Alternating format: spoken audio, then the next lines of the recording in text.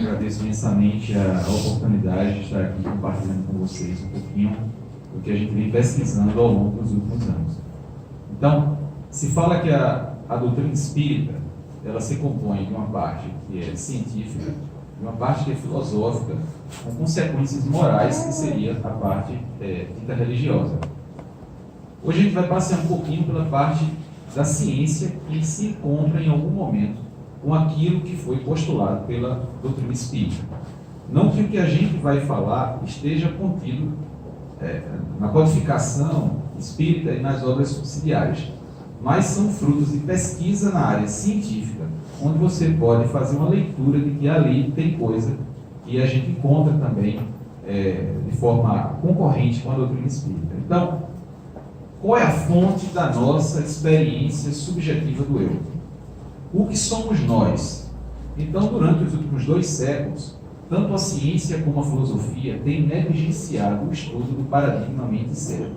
No final do século XIX e no início do século XX, alguns cientistas como Charles Richer, William James, Frederick Myers se debruçaram no estudo desse paradigma. Depois houve um período de silêncio e nos últimos 20 anos tem havido um crescente interesse pela comunidade científica de como se relaciona a mente com o cérebro. Então, estamos numa fase pré-paradigmática do estudo mente-cérebro. O que quer dizer isso? Quer dizer que a ciência não tem ainda um ponto final dessa relação. Muitas pessoas acreditam que o cérebro produz a mente e ainda utilizam como argumentos, por exemplo, eu conheci uma pessoa que era um médium ativo da casa espírita tal, teve um AVC e nunca mais teve comunicação. Então quer dizer que tudo que ele produzia, na verdade, era fruto da sua atividade cerebral, porque uma vez lesionado o órgão, ele não manifesta mais aquelas comunicações. Então, isso é um exemplo para mostrar que, de uma forma geral, as pessoas acreditam que mesmo no campo científico há uma prova cabal de que o cérebro produz a mente. Então, não há ainda hoje, isso não é um fato científico, mesmo os cientistas que são materialistas e reducionistas, eles não dão um ponto final nessa história, que eles sabem que não há como provar. O que a gente tem é correlato. O que é um correlato?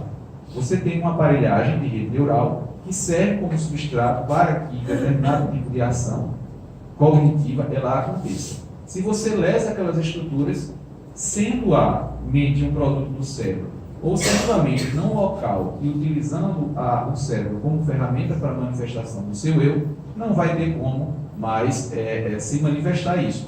Por exemplo, você está na estrada, guiando o seu carro, de repente numa curva quebra a barra de direção, e o carro perde a direção e lá cai no despenhadeiro. Não quer dizer que você, enquanto condutor, você tenha tido algum problema. Quer dizer que aquela aparelhagem que você estava utilizando, ela deixa de servir. Então, John Eccles foi Prêmio Nobel de Medicina e Fisiologia no ano de 1963. E ele coloca essa declaração, que é uma tendência geral das pessoas superestimarem a capacidade do cérebro. Então, há uma tendência geral de você acreditar que o cérebro, a atividade do cérebro justifica tudo. O meu lado esquerdo do cérebro faz isso, o meu lado direito do cérebro faz aquilo, Então, o que acontece? Existem 2 teorias propostas para tentar compreender a relação que existe da mente com o cérebro. Uma é a teoria da produção, onde a atividade neuronal ela produz a mente. Essa é a hipótese materialista, a hipótese reducionista. Existe a teoria da transmissão. O que seria a teoria da transmissão? Uma mente não local, estaria fora daqui, utiliza-se do cérebro para manifestar a sua potencialidade. Essa teoria foi defendida, por exemplo, por William James, que é considerado o pai da psicologia norte-americana. Ele estudou vários médiuns, em especial uma médium fantástica chamada Leonora Piper. Isso é um capítulo, é uma coisa à parte, mas temos defensores de alta patente para essa teoria, a teoria da transmissão. E essa teoria da transmissão, ela abarca, por exemplo, a questão dos fenômenos anômalos. Pela teoria da produção, se o cérebro produz a mente, como vamos justificar as capacidades mediúnicas, por exemplo? capacidades mediúnicas que algumas pessoas têm de forma muito extraordinária. Como você justifica que a mente é produto da ação neuronal, se aquela pessoa tem capacidade de perceber uma situação que está muito distante da capacidade sensorial comum, que é da visão, da audição, do tato? Pela teoria da transmissão, sendo a mente uma estrutura não local, utilizando apenas o cérebro como manifestação do seu eu, abarca não só os fenômenos comuns, ordinários, como também esses fenômenos mais extraordinários. Então, a teoria da transmissão chega onde a gente mais ou menos espera que, pelo conhecimento espírita, se chegue. Então, esse trabalho é um artigo publicado pelo professor Alexander Moreira, nessa revista científica, e ele vai fazer exatamente a indagação. O cérebro produz a mente? Então, durante o Congresso Brasileiro de Psiquiatria, que é considerado o terceiro maior congresso de psiquiatria do mundo, e curiosamente eu estava na sala, isso foi no ano 2014, dois conferencistas, um que foi o próprio professor Alexander, que fez uma conferência defendendo que o cérebro, a mente utiliza o cérebro como ferramenta, como instrumento. E outro conferencista, materialista e reducionista, fez uma conferência defendendo a ideia de que apenas o cérebro, a atividade neuronal, produzia a mente. São duas ideias exatamente opostas. E aí, vemos como resultado aqui. Olha a pergunta. Você acha que a mente, ou seja, o seu eu, é produto da atividade cerebral? Antes das conferências, 53% achavam que sim. Depois, apenas 40%. E aqueles que achavam que não, 47%, aumentou para 60%. Ou seja, no final das duas conferências, 60% dos psiquiatras que estavam assistindo a palestra, eles concebiam que o cérebro não produzia a mente, mas a mente utilizava o cérebro como uma ferramenta.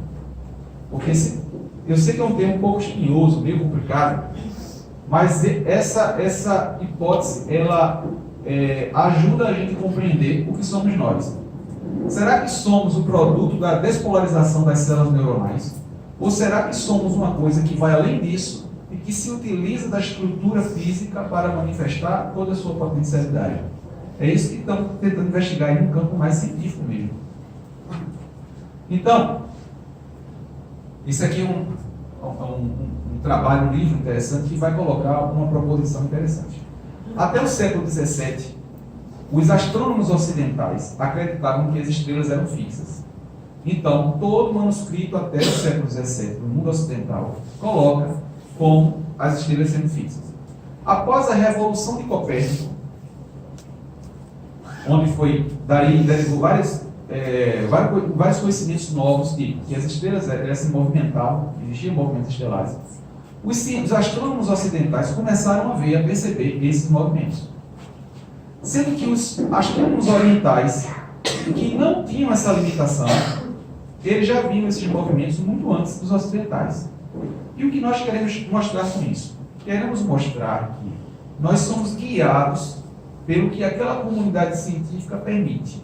Se de repente houver uma declaração científica de que o espírito é imortal, daqui a pouco aparecem vários artigos mostrando que isso é verdade. Então, nós somos meio que envolvidos e teleguiados pelo que a ciência mais oficial diz.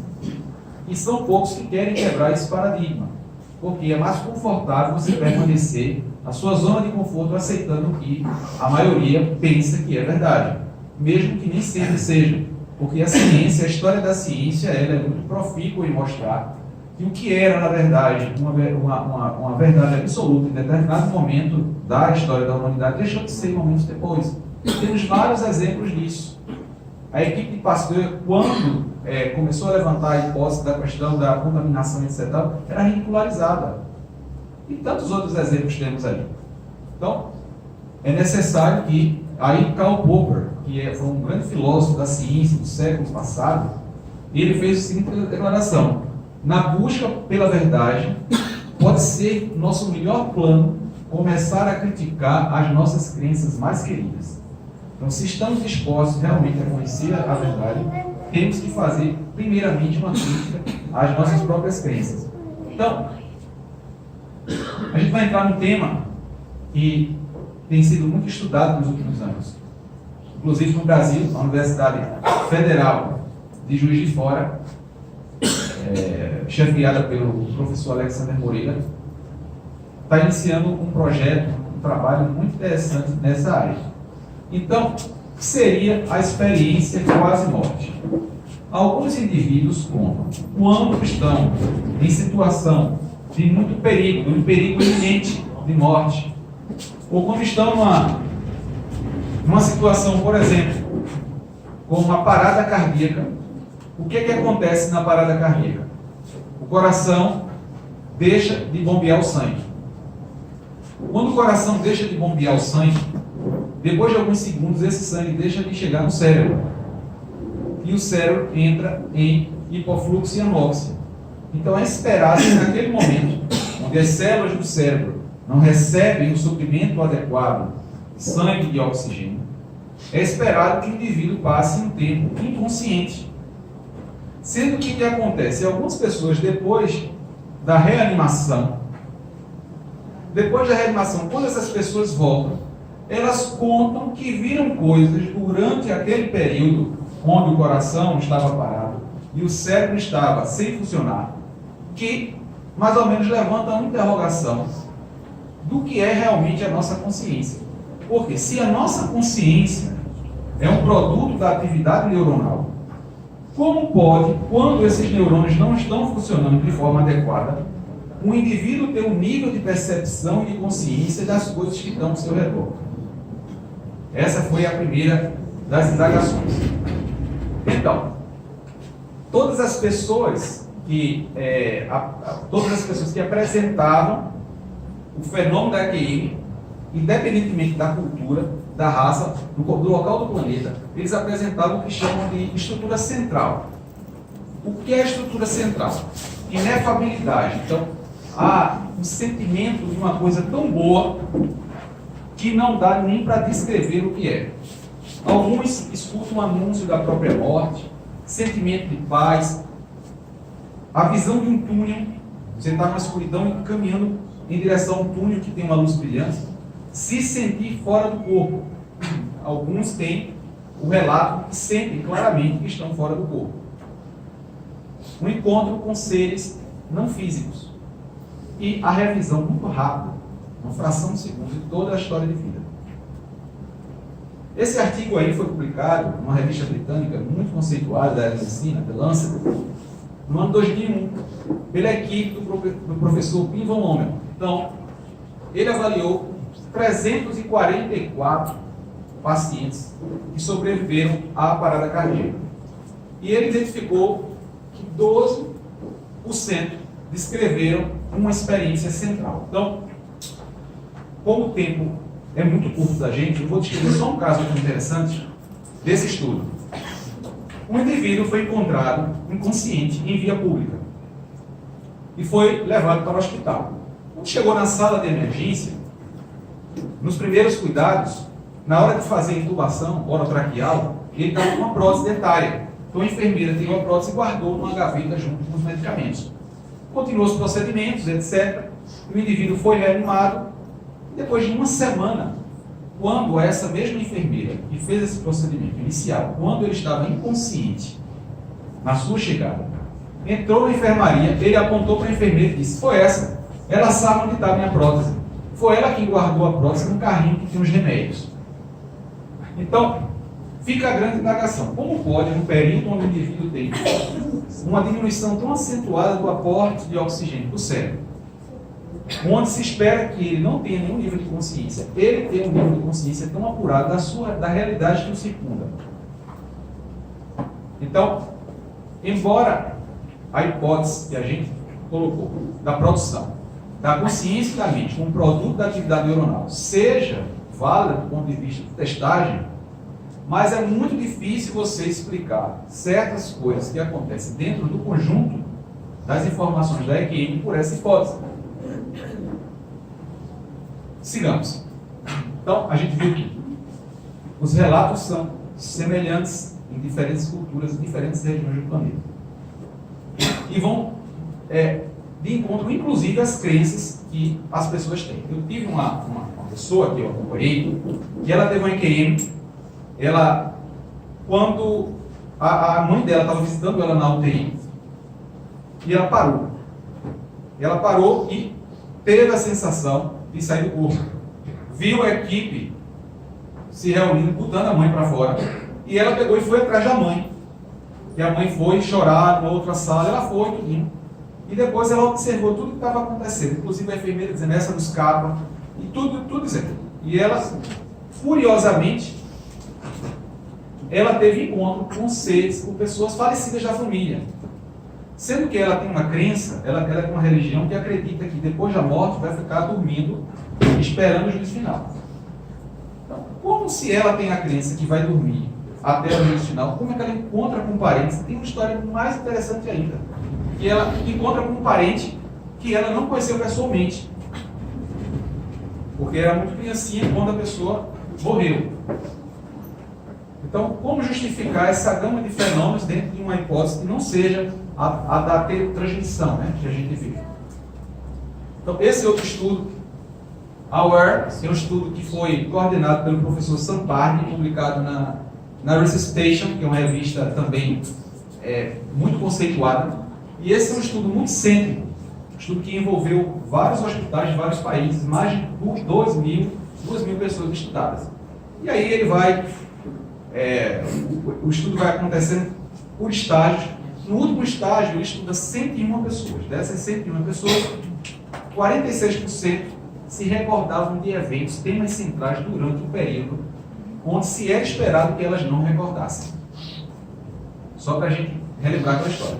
Houve a parada cardíaca, diminuição do aporte de oxigênio para o cérebro. Teoricamente, ali não tem um funcionamento adequado daquele conjunto de redes neurais e o indivíduo tem uma consciência ou tem uma memória. Sendo que, o que é que acontece? Desses indivíduos todos, 9% tiveram experiências chamadas de EQM, porque a memória de eventos, seja de cima de planta, de animais, de casa, isso aí não é considerado EQM. Para ser EQM, a gente tem que ter aquele conjunto de informações que a gente viu no início aqui da apresentação. Mas 2% tiveram experiências fora do corpo. Saíram do corpo e viram tudo que estava acontecendo no momento da ressuscitação, da parada cardíaca. Tem um deles que descreve muito direitinho. Ele sai e fica no teto da sala e vê quando o médico chega para outro lado. Pega o desfibrilador, vamos chocar ele. Vamos chocar. Ele está em fibrilação, vamos chocar. E ele descreve ao médico assim, forte, careca, descreve tudo. Depois foram no prontuário para ver quem era a equipe que estava. Tudo que ele falou durante o procedimento realmente aconteceu, confirmado por prontuário médico. E aí está nesse artigo, mostrando essa situação. Então, como pode o indivíduo ter tamanha consciência de tudo que está ao seu redor, se a consciência é meramente um produto da atividade neuronal? Então, eu não estou com isso definindo uma coisa, mas estou colocando interrogação. Então, vamos pensar. E não precisa todo mundo que tem a parada cardíaca que se recorde disso. Basta um só. O William James dizia, não é para eu mostrar que nem todo corvo é preto, eu só preciso mostrar que tem um branco. Porque no dia que eu mostrar que tem um branco, a declaração de que todos são pretos ela já não é mais válida. Então, queremos dizer com isso que pode ser a hipótese de que a consciência, a mente é não local e utiliza o cérebro como uma ferramenta da sua expressão do seu eu, da sua subjetividade, ela é uma possibilidade. Então, situações relacionadas a EQM. A parada cardíaca, a gente tem falado, mas quase afogamento, choque elétrico. Choque elétrico. Eu acompanhei uma jovem, ela durante o choque elétrico, ela teve uma saída do corpo e viu a situação toda, viu a pessoa querendo ajudá-la. E ela é uma pessoa simples, que nunca leu nada a respeito, não é espírita, não tem conhecimento de nada. Porque isso aí, que a gente tem falado aqui, não é o conhecimento abarcado pela doutrina espírita em si, né? É aquele ponto de encontro que eu falei. Mas o que eu falo é que essa jovem, ela não tem conhecimento de nada. É zero. Zero. E ela faz a descrição da sua EQM com todos os sintomas centrais que a gente viu. Ela disse, olha, foi uma sensação maravilhosa. Uma sensação de paz. Uma sensação de alegria. Eu não queria mais voltar. Não viu, teve um flash porque ela tem acontecido na sua vida, e ela acha uma coisa muito boa. Ela diz, olha, morrer não é uma coisa ruim. Morrer é uma coisa tranquila. E, curiosamente, todas as pessoas que passaram por EQM dizem exatamente isso. É um relato universal. Veja que coisa interessante. Então, quais seriam as teorias explicativas para EQM? Anóxia cerebral, ou seja, falta oxigênio. Aí, quando falta oxigênio, o cérebro libera uma substância chamada TM, que acontece isso e aquilo outro. Mas não vai justificar todos os fenômenos que acontecem. Não justifica tudo. Reação psicológica. Então, a pessoa tem tanto medo que desintegra as funções, que se dissocia as funções integradas da mente. Memória, percepção, tudo se desintegra. Então, a pessoa se dissocia. Então, a pessoa tem a sensação de que saiu sem ter saído. Iatrogenia, ou seja, o médico forçando a barra para querer que a pessoa relate uma coisa que, na verdade, não existiu. Depois que a pessoa passa por EQM, o que é que acontece na vida da pessoa? Então, em todo mundo, as pessoas que passaram por EQM, elas relataram isso. Ela amplia o senso da sua espiritualidade. Ela começa a se preocupar mais com as outras pessoas. Uma valorização da vida, diminuição do medo da morte. Essa jovem, ela só não tem mais medo de morrer. Então, é um relato que é universal. Todas as pessoas que passam pela experiência da EQM, elas têm essa percepção modificada em relação à vida. Então, ela tem um aumento da confiança, um aumento da flexibilidade e resignação com as coisas que acontecem na vida de uma forma geral, valorização e amor próximo, diminuição do interesse pelas coisas de ordem material. Então, a pessoa muda, alguma coisa muda dentro dela. Existe um outro cientista, chamado Persinger, que fez um estudo, ele fez um capacete, e fazia com esse capacete, era até conhecido como capacete de Deus. Ele fazia estímulo elétrico no cérebro do indivíduo, e o indivíduo, algumas tinham percepções que eram parecidas com a EQM. Parecidas. Mas, quais são as falhas desse trabalho em relação aos seus resultados? Que, primeiro, embora algumas experiências sejam parecidas, porque você estimulou algumas regiões do cérebro que produziam certas imagens, nenhum indivíduo que recebeu essa estimulação apresentou esses sentimentos pós-EQM, essa mudança do seu paradigma de vida. Nenhum deles. Então, a EQM tem alguma coisa que essas outras estimulações apenas físicas não têm. Então, o Dr. Grayson, que foi um grande estudioso desse tema, ele associa a EQM a uma capacidade que algumas pessoas têm maior de dissociar as funções integradas da sua vida. Então, nós temos várias funções mentais que são integradas, tipo memória, emoção, identidade, representação corporal, controle motor, comportamento, tudo está integrado na nossa mente. Algumas pessoas têm a facilidade de dissociar as funções que normalmente são integradas na mente. Então, temos duas classificações mundiais em psiquiatria para determinar o que é um transtorno mental. A da Organização Mundial de Saúde, que é a CID, e a da Associação Americana de Psiquiatria, que é o DSM. Então, são duas classificações onde os cientistas, os médicos, mais ou menos se pautam para fazer os seus estudos. Então, pela CID-10, sai a CID-11, vai ser publicada em janeiro de 2022, acredito, vai começar a ser usada para todo mundo. Mas no F44.3, coloca que o indivíduo que apresenta a perda transitória da consciência da sua própria identidade, que acontece de forma involuntária e indesejada, exclui o contexto cultural e religioso do indivíduo. Ou seja, aquele indivíduo que dissocia a identidade, apresenta-se como outra pessoa, dentro de uma reunião com um centro espírita, não seria considerado como doença. Mas aquela pessoa onde esse fenômeno acontece de forma involuntária, na rua, no trabalho, em momentos indesejados, aí é problema. Então, algumas pessoas, ainda hoje me perguntam, quer dizer que a CID-10, no F44.3, esse CID aí, pode acreditar. Tem muita gente que decora isso aí e é capaz de saber mais do que alguns médicos. Decorado esse CID. Porque acha que essa CID, essa classificação aqui, prova que a ciência acredita que a obsessão espiritual é um fato. Mas isso não é verdade. Por que não é verdade? Porque nessa classificação aí, o conceito quer dizer o seguinte: o que a medicina diz? Que algumas pessoas dissociam as estruturas que são integradas na sua função mental. Ponto, é isso que quer dizer.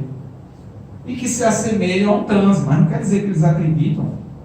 Porque se a gente aceitasse que a medicina acreditava nisso, a gente tinha que entender que aquele paradigma da produção ele já não mais existiria, só da transmissão. Isso não é verdade. A maioria dos cientistas acreditam, a maioria, pelo menos, que a mente é um produto da ação cerebral. Embora uma parte acredite que não. Então, para uma coisa ser um statement, ser uma declaração disso aí, teria que ser consenso. E não é consenso ainda. Então a gente tem que colocar os pés no chão para não querer adiantar as coisas. Então, nessa mesma F44 está aí personalidade múltipla. Aquele indivíduo que ora, ele se apresenta como uma pessoa, ora com outra, e a gente já vai daqui a pouquinho passar um videozinho de um caso que foi estudado, as 3 faces de Eva, um filme que documenta uma história que realmente aconteceu. E é bem interessante. Então, o que aconteceria, tanto no estado de possessão como de personalidade múltipla? O indivíduo ele dissocia. Para a medicina, o indivíduo dissocia e alguma coisa dentro dele que, de alguma forma, está reprimida ou secundária a algum trauma acontecido na infância, durante a sua vida, e ele, de repente, cria uma personalidade, um alter ego, para justificar os seus hiatos e etc. E tal. Aí tem várias teorias que são propostas para justificar isso.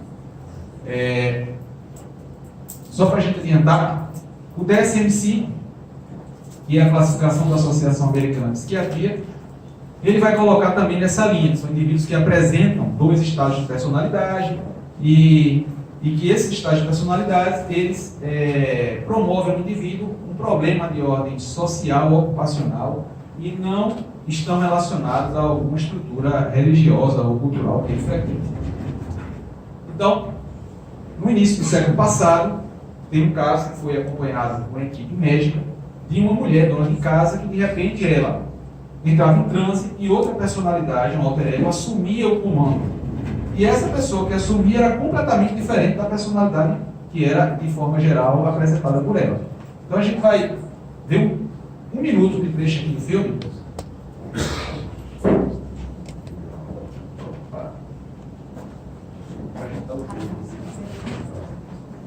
É bem curtinho aqui o trecho desse filme, que vocês vão ter uma ideia mais ou menos do que acontece num transtorno dissociativo.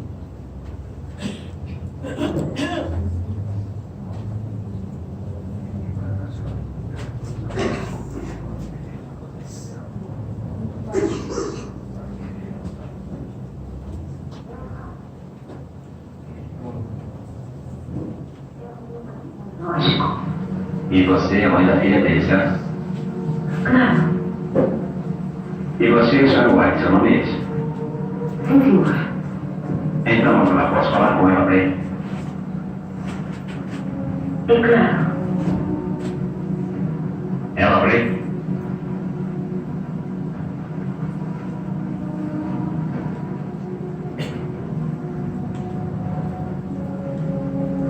Oh, droga! Sabe quem é esse aqui? Claro, sei. Ei, espera um minuto. Quem é seu marido? Eu não só me escondi uma vez, como já se escondi 1000 vezes. Eu não tenho marido nenhum. Mas tenho certeza que se fosse me casar, não seria um lugar qualquer como esse aí. Você que vai botar tudo pra ele, afinal. Embora é sua filha. É a filha dele, você sabe disso. Isso me dá vontade de lhe dar uma bofetada. Mas eu só quero ver você tentar outra coisa. Não pensa, Dan. Converse com ela. Observe e não perca a cabeça. Use o seu bom julgamento. Posso falar com a senhora White?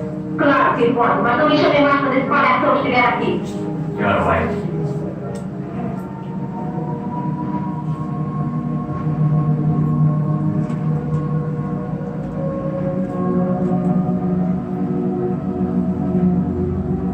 Eu apaguei de novo. Só por alguns instantes. Ela? Eu obrei.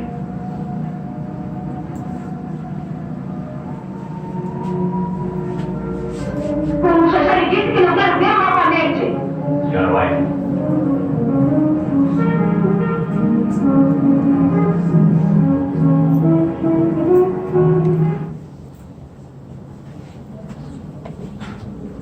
Esse é um tema que eu tenho pesquisado bastante.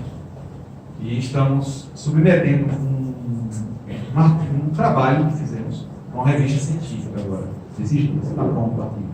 Nós estudamos o caso de uma moça que ela fazia uma dissociação tão grave, e o alter ego que assumia era uma entidade que se apresentava como uma entidade demoníaca, e durante o episódio eram muitas pessoas para segurá-la, e ninguém dava conta de segurá-la. Aí levaram para uma sessão de exorcismo. Chegou na sessão do exorcismo, ela deu em todo mundo, inclusive no padre. Rasgou a roupa do padre. Eles botam uma roupa, paramento, rasgou. E aí, quando a gente foi fazer uma investigação mais apurada, desde a infância, ela apresentava fenômenos dito anômalos. Porque para a ciência é assim que se chama, né? Os fenômenos mediúnicos. Então, ela via pessoas e entrava em contato com seres espirituais, mas a família não acreditava. Então, ela costumava, por exemplo, sonhar com situações e com pessoas que ela nunca tinha visto na vida. E depois de algum tempo, ela encontrava com essas pessoas na rua ou em alguma... Aquela mesma pessoa que ela tinha um sonho, que ela nunca tinha visto, ela encontrava. Então, mas a lista é grande de fenômenos anômalos que ela era portadora e que, em algum momento, essa dissociação aconteceu de forma mais acentuada e etc. Então, e o final da história aí não posso contar, senão não perde a graça do artigo. Mas o que é que acontece nesses casos? Você tem uma descontinuidade da experiência subjetiva do eu. Então, e todos nós temos um eu. Então tem que se perceber eu como sendo eu. Eu sou Hugo, eu sou médico, eu sou isso, eu sou aquilo outro, eu faço assim, eu faço assado e tal. Eu tenho que ter uma integralidade desse conceito. Nesses casos, você perde essa integralidade. Você tem pensamentos múltiplos que você não identifica como sendo seus aqueles pensamentos. Emoções fortes e egodistônicas. O que é uma emoção egodistônica? Você não reconhece como sendo sua. Mudança súbita de atitude, né? Você vê a jovem, está lá o médico falando com ela, daqui a pouco ela muda e já é outra coisa acontecendo ali. Estranhamento do próprio comportamento, você se vê estranho. Isso é um relato que todos dizem, se sentem estranhos. Aí porque o transtorno dissociativo, ele pode ter a forma da personalidade múltipla, que outros alter egos assumem como sendo pessoas, homens, mulheres, etc. E tem a forma possessão, quando o indivíduo é possuído por uma entidade que seja alegada uma entidade do mal. Sendo que o que acontece? 90% dos casos, esse que eu acompanhei não tem história de abuso, mas uma boa parte tem história de abuso. Então existe uma teoria que diz o seguinte: a mente, para se defender do trauma, que é, por exemplo, um abuso negligente, ela se dissocia, porque quando ela se dissocia, quando você dissocia a estrutura da percepção, da memória, da identidade, da consciência, ali fica tudo dissociado, o indivíduo suporta o melhor dor. E isso é a tese que é trabalhada pelos cientistas que trabalham com isso aí. Eu estou procurando ver dentro disso aí o que é que tem de espiritual, sabe? São pessoas graves, porque 70% dos casos apresentam tentativa de suicídio. Esse foi um trabalho, um artigo, Trauma, Criatividade e Transe, foi publicado por uma revista importante da Associação Americana de Psiquiatria no ano passado. Vejam esse desenho. O que é que vocês acham desse desenho? Não um desenho perfeito. Um desenho detalhado de uma pessoa. Então, um jovem de 19 anos de idade, ele tinha capacidade de, andando na rua, ele olha para uma pessoa e chega em casa, aquela imagem fica retida na sua mente, na sua memória. A imagem da pessoa que ele passou na rua e viu. E ele desenha. Sendo que ele diz que quem desenha não é ele. Porque ele não está consciente do que está desenhando. Uma outra situação, outra pessoa assume o seu eu e desenha por ele. Vejamos. O que eu achei interessante desse artigo foi o seguinte: você fazer um desenho desse, olhando para a pessoa, já é uma coisa meio difícil. Agora, você fazer um desenho desse, você passou na rua, viu a pessoa, e você chega em casa e vai fazer esse desenho, já é outro. E o mais curioso é que ele não reconhece que é ele que está desenhando. Então, nós temos que reunir, é como se fosse um grande quebra-cabeças, eu vejo assim. você vai reunindo evidências. Então não dá para você chegar e dizer, eu fui para uma palestra hoje e um médico lá mostrou evidências que agora são últimas de que a coisa funciona dessa maneira. Não é assim. Ciência não é isso. Ciência a gente vai fazendo perguntas, vai fazendo questionamentos e você vai levantando possibilidades. O que a gente não pode aceitar é o contrário. Isso é impossível de acontecer, porque a ciência já diz, não, peraí, vamos abrir as nossas mentes, ter humildade científica de reconhecer que não sabemos de tudo, para apreender o fenômeno que é anômalo e tentar estudá-lo e ver o que é que isso quer representar dentro de uma estrutura lógica de possibilidades. E o que temos visto, em geral, é que a ciência tem sido quase religiosa. Tipo, a ciência não acredita nisso, então, se aparecer na frente, é ilusão, é alucinação. Voltando só um pouquinho atrás, na EQM, quando a gente fala, tem gente que diz que aquilo é alucinação. A alucinação é quando você percebe uma realidade que ela não existe. A alucinação, doença, você está vendo uma coisa que ela não existe. Mas sendo que os fatos relatados na EQM, esses que a gente colocou nas pesquisas, eles são fatos documentados em prontuários. Então não são alucinação. Então voltando por aqui. E não vai dar por conta do tempo, porque são estruturas cerebrais que são ativadas durante aquelas são estruturas cerebrais, rapidinho. O córtex orbitofrontal, inferior, amígdala, e são várias conexões que tem, que você tem como correlato neuronal da ativação dessa possibilidade dissociativa. Mas não quer dizer que aquela estrutura é que esteja causando o fenômeno. Por exemplo, quando eu vou atravessar uma rua e observo com cuidado para o carro não me pegar, eu ativo o corpo amigdaloide, a amígdala, que dá a atenção, o medo e etc. E tal. Então, muitas vezes, durante o trânsito dissociativo, você ativa algumas estruturas cerebrais, córtex orbitofrontal, amígdala, áreas do sistema límbico, mas não quer dizer que seja a ativação daquelas estruturas que estejam causando esse fenômeno. Isso é uma história mais longa que não vai dar para a gente entrar em detalhe aqui. Só para terminar, que eu tenho 5 minutos, né, antes que ela me admoestasse, eu já me acusei, tenho 5 minutos. Essa obra aqui é pouco lida no meio espírita, e o que eu falei até agora são coisas da ciência, mas é para terminar. Vou falar um pouquinho de uma coisa que é da doutrina espírita. Essa obra do professor Hernando Guimarães, Espírito, Perispírito e Alma, onde ele vai hipotetizar como é que acontece o fenômeno da incorporação, da possessão. Então, na figura da esquerda de vocês, está a estrutura aqui do móvel, do corpo da cúpula, e aqui em preto está o corpo físico do médium. Durante o processo de possessão, a gente vai ver aqui, ó, o corpo, a cúpula do espírito, ele vai se encaixar ao móvel do médium. Aqui, ó, à esquerda é a estrutura toda do médium, né, do corpo físico, o modelo organizador biológico, o corpo aqui, essa barrinha preta, e o espírito tem tudo, mas não tem a barrinha preta, certo?